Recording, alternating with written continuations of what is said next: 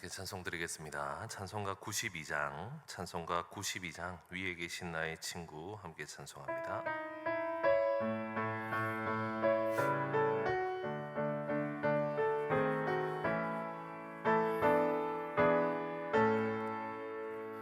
위에 계신 나의 친구 그의 사랑 지극하다.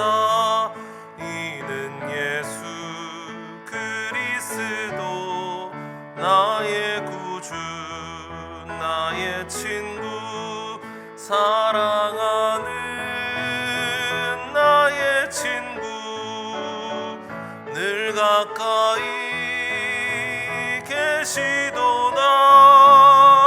그의 사랑 놀랍도다. 변함없는 나의 친구 나를 위해 죽으시고 나를 구원하셨으니 기쁨으로 경배하며 찬양하리. 나의 친구 사랑하는 나의 친구 늘 가까이 계시도다. 그의 사랑 놀랍도다. 변함없는 나의 친구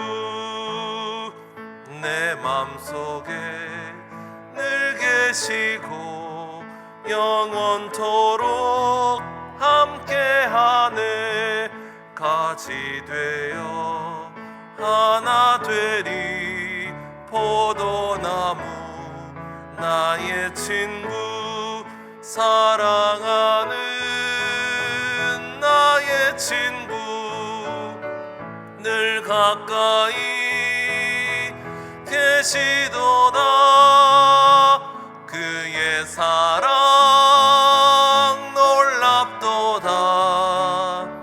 변함없는 나의 친구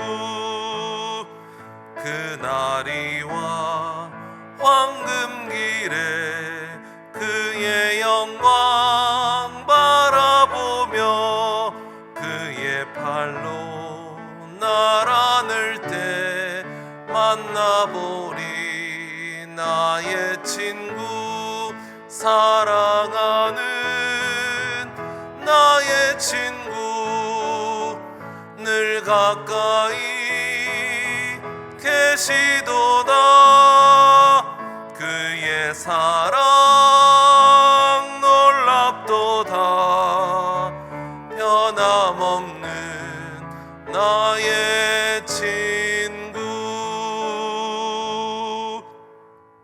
아멘. 이 시간 함께 기도드리겠습니다. 오늘은 목요일입니다. 교육부서와 교육목자 그리고 다음 세대의 신앙 전수를 위해서 기도합시다. 특별히 내일부터 비전틴 겨울 수련회가 있으며 토요일부터 드림 퀴즈 겨울 성경학교가 있습니다. 우리의 자녀들이 하나님을 만나고 하나님의 인도하심 가운데 큰 은혜의 시간들이 되게 해달라고 기도해 주시기 바랍니다. 또한 우리 교회 네 번째 비전인 말씀을 사랑하고 기도를 즐거워하는 교회가 되게 하여 달라고 기도합시다.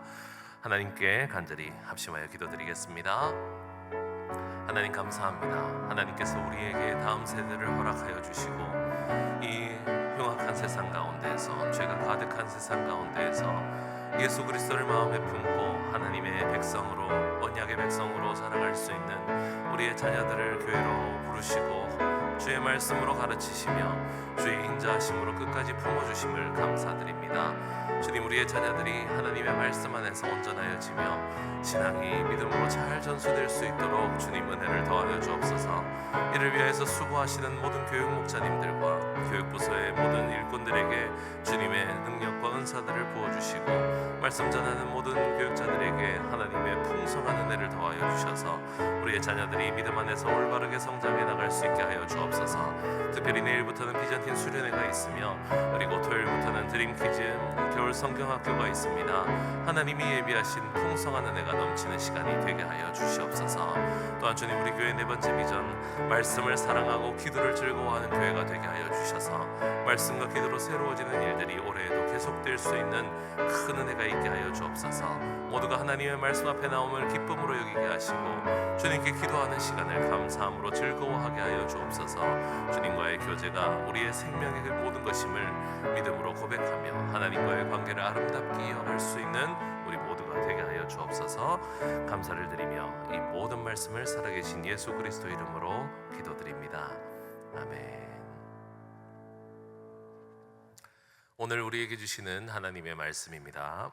신약성경 마태복음 2장 13절부터 23절까지 말씀입니다.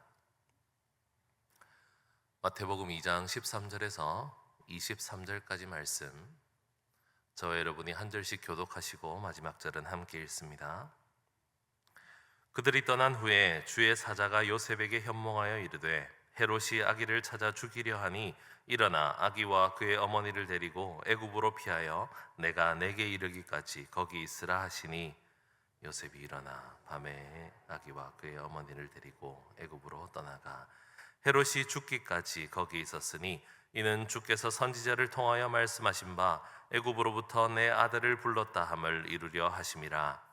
이에 헤롯이 박사들에게 속은 줄 알고 심히 노하여 사람을 보내어 베들레헴과 그 모든 지경 안에 있는 사내 아이를 박사들에게 자세히 알아본 그때를 기준하여 2살부터 그 아래로 다 죽이니 이에 선지자 예레미야를 통하여 말씀하신 바 라마에서 슬퍼하며 크게 통곡하는 소리가 들리니 라헬이 그 자식을 위하여 애곡하는 것이라. 그가 자식이 없으므로 위로받기를 거절하였도다 함이 이루어졌느니라. 헤롯이 죽은 후에 주의 사자가 애굽에서 요셉에게 현몽하여 이르되 일어나 아기와 그의 어머니를 데리고 이스라엘 땅으로 가라.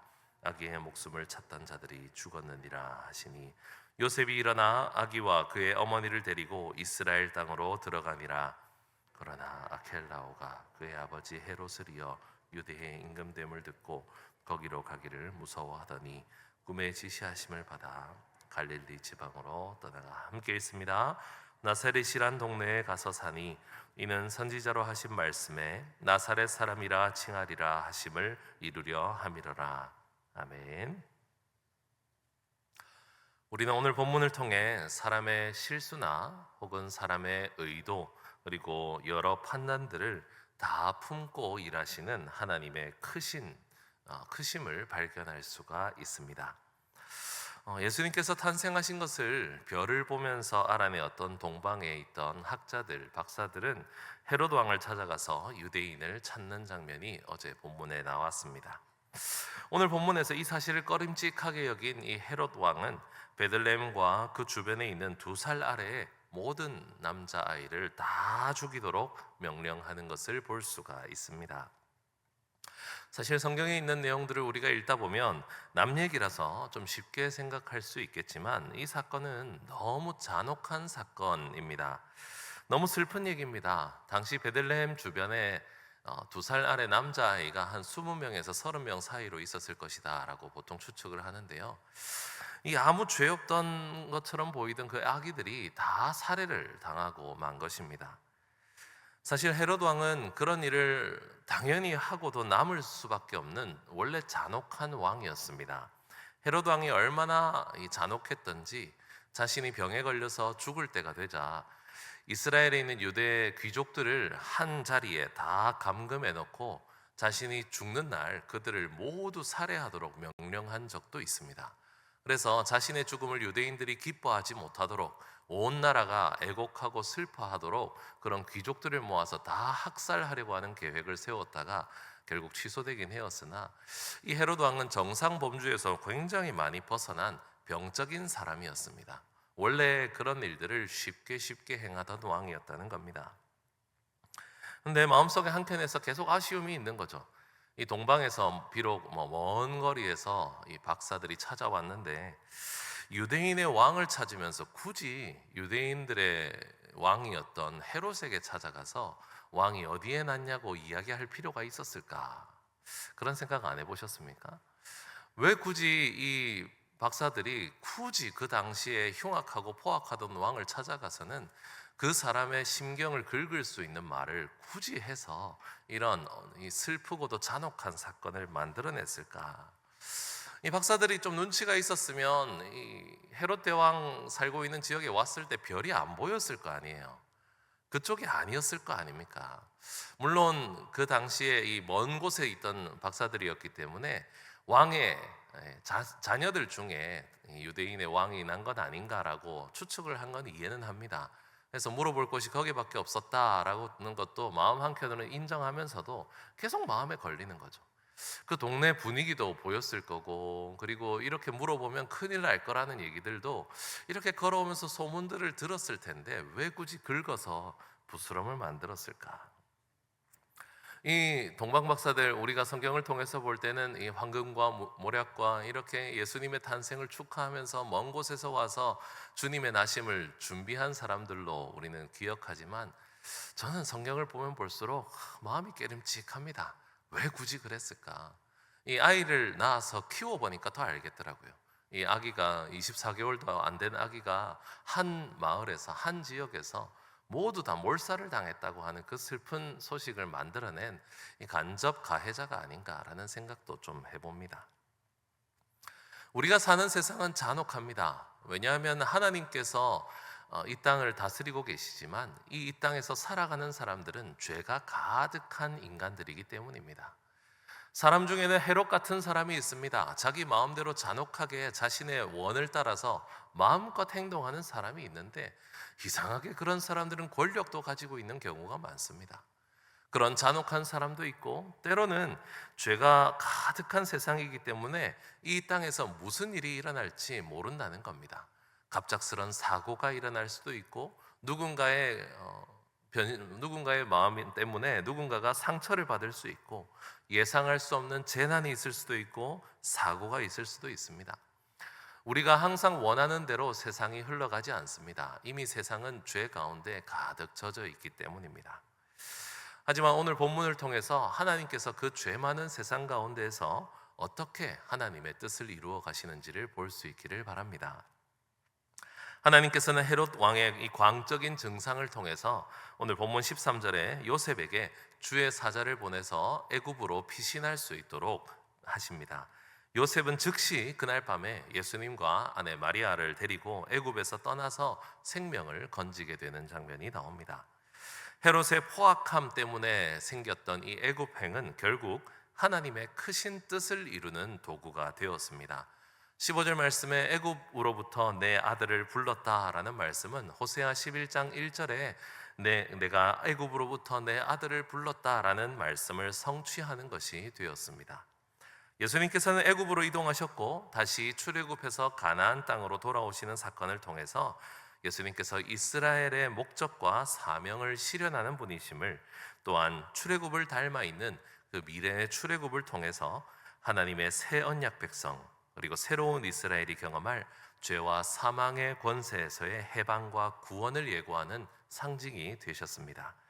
또한 동시에 예수님을 이스라엘 그리고 모세처럼 등장시키면서 모세가 행했던 이 첫째 출애굽이 예수님께서도 이루어 가실 구원의 모형이 되었음을 보여주기도 합니다. 결과적으로 예수님의 애굽과 이스라엘의 이 왕복의 여정은 예수님의 전체 생애를 통해 행하실 새로운 하나님의 백성의 구원 사역을 상징적으로 보여주는 사건이 될 수 있었다는 것입니다. 그렇다면 간접 가해를 줬던 이 동방 박사들, 그리고 실제 가해를 했던 이 헤롯 왕의 실제적인 피해자들이었던 그 아기들과 그 부모들은 어떻게 되었습니까? 그 부모들은 오롯이 피해를 입었습니다. 죄된 세상으로 인하여서 당하지 않아도 되는 사고를 당하였고, 돌이킬 수 없는 슬픔밖에 남지 않아서 그저 좌절과 낙심을 하는 현상에서 끝나버릴 수도 있었습니다.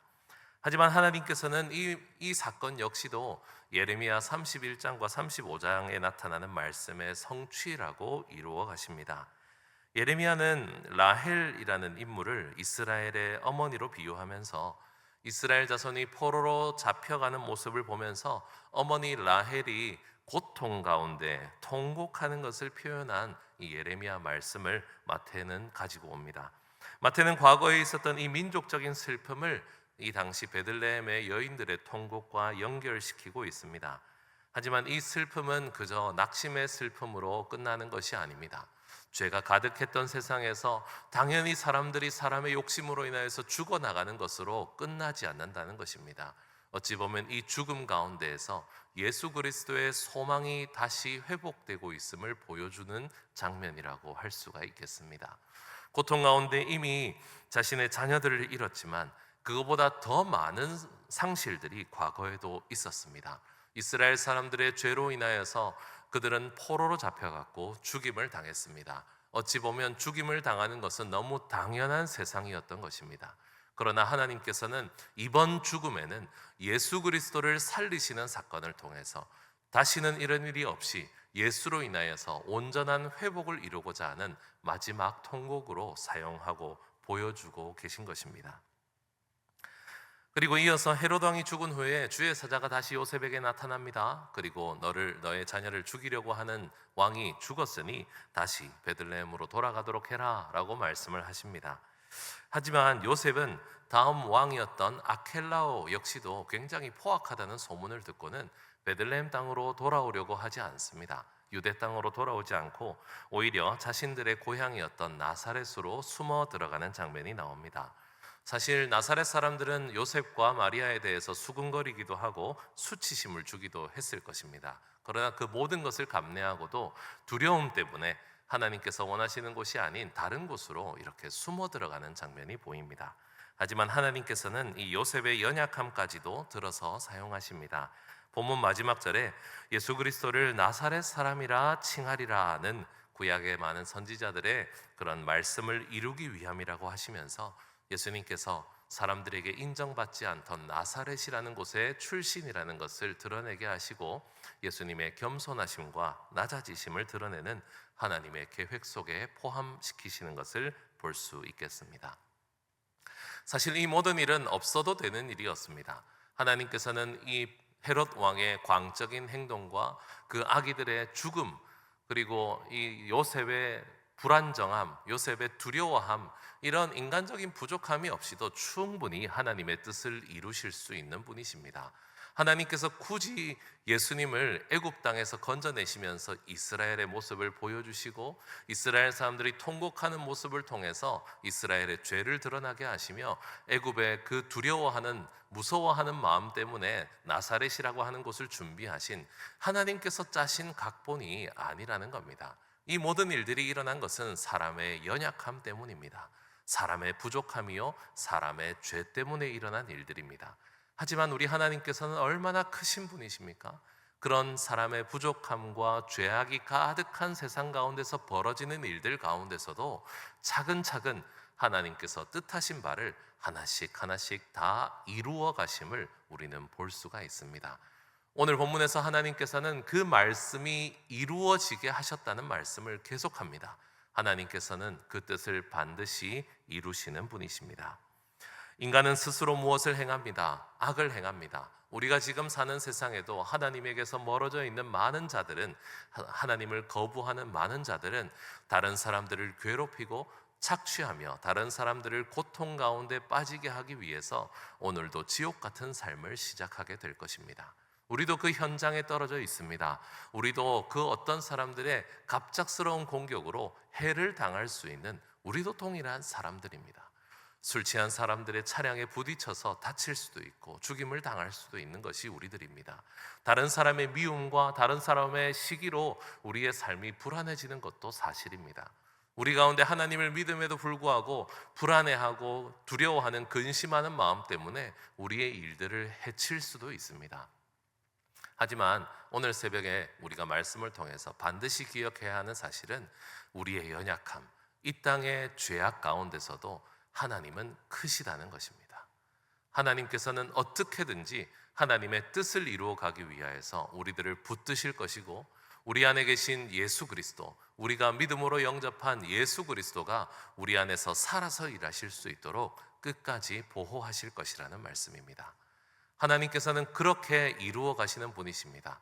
하나님께서는 세상의 연약함과 우리 한 명 한 명의 그토록 쉽게 무너지고 연약한 우리들의 본성들을 알아서 품으시고 알아서 일하여 주실 수 있는 크신 분이심을 믿으시기 바랍니다. 오늘의 우리의 삶에도 근심하지 마십시오. 걱정하지 마십시오. 우리의 행동 하나가 혹시 우리를 파멸로 이끌어갈까? 우리의 잘못된 판단 하나가 혹은 악한 우리의 이웃 한 명이 우리를 무너뜨릴까 걱정하지 마십시오. 하나님은 하나님의 뜻대로 우리를 인도하시는 분이십니다. 하나님의 뜻을 이루어 가시는 분이십니다. 크신 하나님을 신뢰하는 새벽이 되셔서 내 계획과 생각대로 오늘 하루가 진행되지 않더라도, 죄 때문에 이 세상 때문에 우리의 계획이 틀어지더라도 하나님께서는 반드시 그 뜻을 이루어 가실 수 있는 분이시라는 것을 확신하시고 오늘도 믿음으로 하나님과 좋은 관계를 맺어나가는, 하나님을 신뢰하며 사는 오늘이 되기를 기도하시는 오늘의 새벽이 되시기를 간절히 축원합니다. 기도드리겠습니다. 하나님, 우리는 연약합니다. 우리가 살아가는 세상은 죄가 가득합니다. 사람들은 포악하며 어떤 사고가 일어날지 모르는 세상입니다. 하지만 하나님께서는 그러한 슬픔과 사고와 포악함 가운데서도 우리를 보호하셔서 끝까지 하나님의 뜻을 이루어 가시는 분이심을 믿습니다.